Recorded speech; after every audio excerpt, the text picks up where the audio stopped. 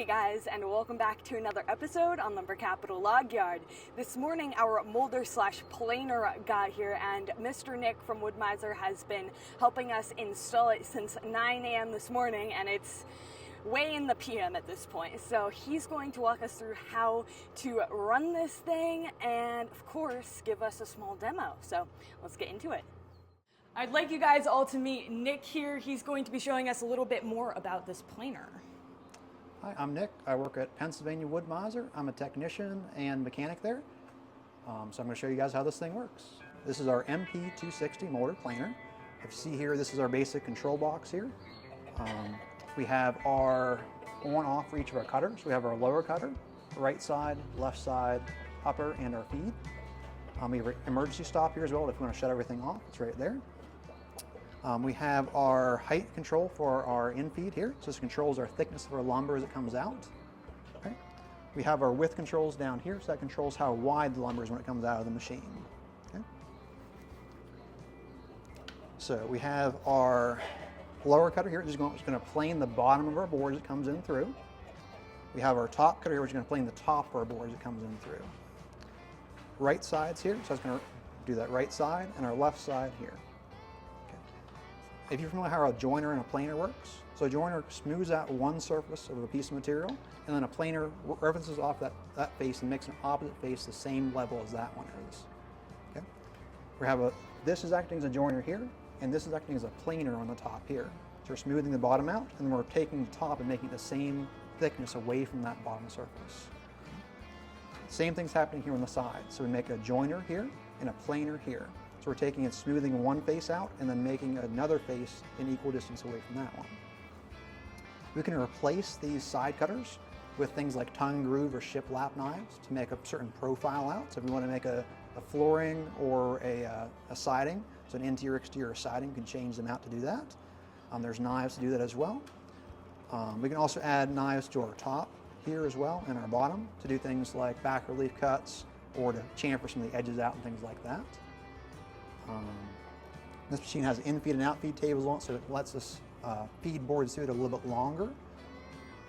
Let's see here, what else? We have our chip extractor there as well. That's going to remove the chips and material away from our machine as it runs. So it's very important to get that away so it makes a nice clean surface so we're not building those materials up over there.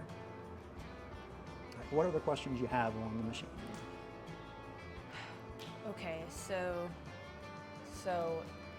you basically just turn all of those on? Yes. When you run it through? Yep, so if we're doing all four sides of a board, we want to turn all four cutters on and then turn the feed on as well.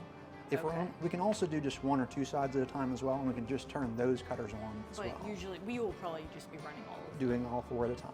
Yeah. Yep. We'll close the lid. So when we're getting ready to actually use the machine, we're going to close the lid. Let's protect us in case there's a piece of wood jumps up out of there at us, so especially if there's a knot or something like that in there. We're going to close. I like that you can see. Yep, so we see what's going on in there. Bet that won't last long though. Yep, so you'll get a little scratched up over time. Okay, so that's closed now. It can't pick up now. Okay. All right, it's very important about this machine. We run the cutters very fast with the machine, so it's very important we're not standing in front or back of those cutters as we run the machine. Just in case there's a little piece of dirt or something like that gets picked up in there, you can throw it out the ends. Yep. But if we're standing this distance, we so need to be... you never want to be right in line with it. You always want to be off to one side, one way or the other. Well, that's probably how you... Yep, so you're going to force it in there. Yep. So then, I guess my dad's idea was, you know, so we've planed them, and now we are going to have to do those ones again, but correct. When we do tongue and groove them, his idea was that we just, because it's on wheels, we just turn it around the other direction so that we can put our pile, you know, like we don't have to move our pile. Right.